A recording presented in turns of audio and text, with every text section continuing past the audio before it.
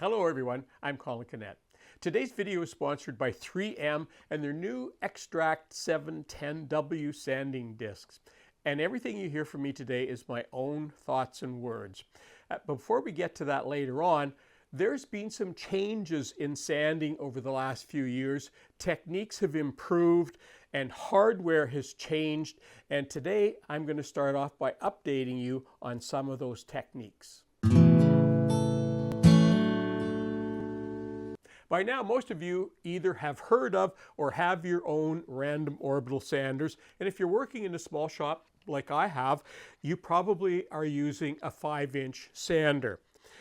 The purpose of the holes in the bottom of these sanders is to help draw whatever that sanding is that you're getting through the machine into some sort of a dust collection device. And you can check your sander to see how well it's working. I just added a piece of cloth to the end of it. And you can see how quickly that you can tell that that's actually working. Now, before I go on to dust collection, because that's the next major topic, I want to talk for a second about the base of these. I have two sanders. This is my corded one. This one, I changed the base on this sander about 7 years ago, and it still works fine. This more recent sander, my cordless sander, it's only about 3 years old and it wasn't holding discs well. I ended up changing the base on it. It's remarkable the difference. So if you find that your sander is not holding discs, it's probably the base, because the plastic in these hardens after a while and it just doesn't hold as well. So something to think about. Let's talk about dust collection now. So if you do have a random orbital sander, it probably came with some sort of a little dust catcher, a little box or something that connects to the back of it. Those are put on because the manufacturer has to give you something to help defeat the dust. But these, in a lot of cases, are inadequate, especially for any kind of long-term sanding, especially if you're in a small shop. You really need some proper dust collection. And there are companies out there who produce, in my case, I have this adapter that fits on the end of it. If you have a brand name sander, they probably have some sort of an adapter that you can connect up to your system, your dust collection system, or a shop vacuum, because you really want to get a good draw on that so that you start creating that vacuum that's going to take all of the dust and take it away and not distribute it in your shop. Now let's have a quick look at dust collecting using a vacuum. This is my shop vacuum, and of course they take standard hoses and connections. Two things that I really like about these: they actually have more drawing power than most dust collectors. So for sanding, hooking up a sander to, they're excellent too. The other thing that I really like is many of them you can get bags and they hook right up to the intake port, so it goes right around there. All of the dust goes into a sealed bag inside, so when it gets full you just take the bag out, throw it away, put a new one in, and these are really inexpensive, so it works really well that way. For mine, it exhausted straight out the back. I didn't like the fact that it was blowing air around inside my shop, so I had somebody create this little bag. This is an exhaust bag, so now all of the air that comes outside, it just sort of encapsulates in a bloom around here, so it's not blowing dust around inside my shop. But these are a very good alternative. So before I get started with more sanding tips, I want to take a moment to talk about my sponsor 3M and their new Xtract 710W sanding discs. And I have to be honest with you, I've been using these for 3 months now, and after the first week of using these, I ended up disposing of all my other sanding discs because I knew I'd never use them again. I was that impressed with this product. But let me tell you a little bit about it. First of all, they come in a variety of sizes from 3 inches all the way up to 8 inches, and naturally they're all a hook and loop design, so they attach quickly and easily to your sander.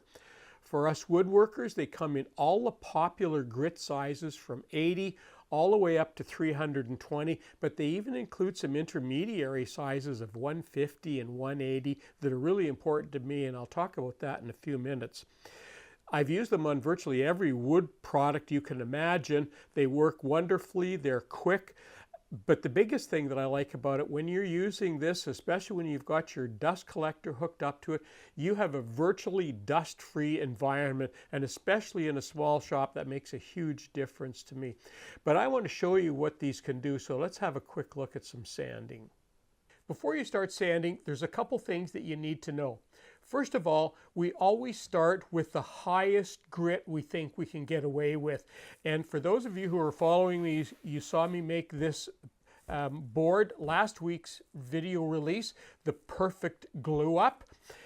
This is the same board that I'm using because it's nice and flat on the top.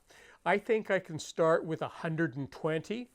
And because I'm going to be finishing this with what they call a hard wax oil, I'm only going to be going to 180 because they recommend 150 to 180 as a top finish. So I don't need to go to 220.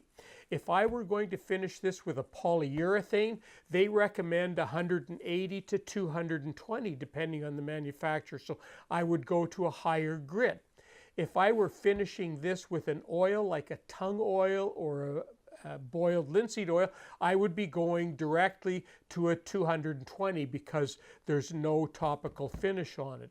So today I'm going to start with a 120 because I think that's what I can get away with. But what I'm going to do, as you might remember, I already have a circle around an area where I dropped a tiny bit of glue, so I want to be extra careful in that area. But I'm also going to mark side to side on the board with a pencil, just light marks, and that way I know all of the board is finished. I'm not going to make you sit through all of this. I'm going to start off, I'll speed it up a little bit, and then we'll have a look at the results.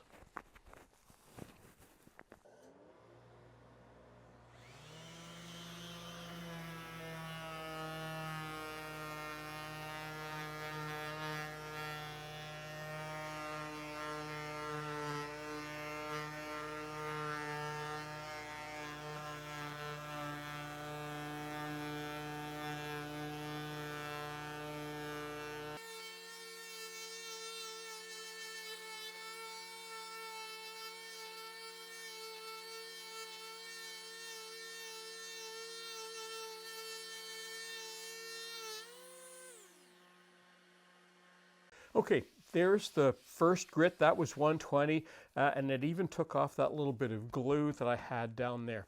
Now here's why it's important to have dust collection. I'm going to take off my 120 disc here. I'm going to turn on my dust collector for a second too.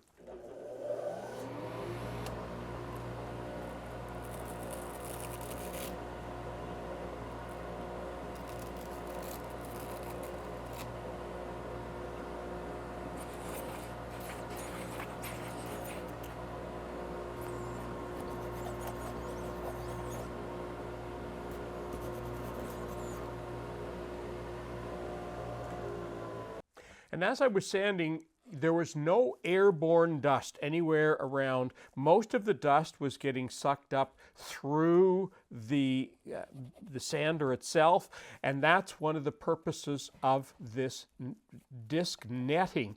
Now you'll also find when you take the netting off, there is going to be sawdust inside, and that's actually good because that's sawdust that's not getting airborne, and it's sawdust that you can easily take off with your dust collector. Just suck that dust off of there, both sides, and that disc has barely been used. There's tons and tons of good sanding left on that disc. I'm going to go move on now to the 180 disc, and remember this is the last grit that I'm going to be going to because the finish that I'm going to be using, that's the highest that's required. Now one more time, I'm going to be marking my wood side to side and end to end. And of course the reason we do that, two reasons that we do that. First of all, we know by the pencil marks on there exactly where we're sanding, so we get a good surface sand. But the other thing, and what's even more important, is we don't over sand. There's no point in over sanding wood, and when the pencil marks are gone, that wood should be absolutely sanded. So I'll go ahead and start that, and I'll speed this up as well.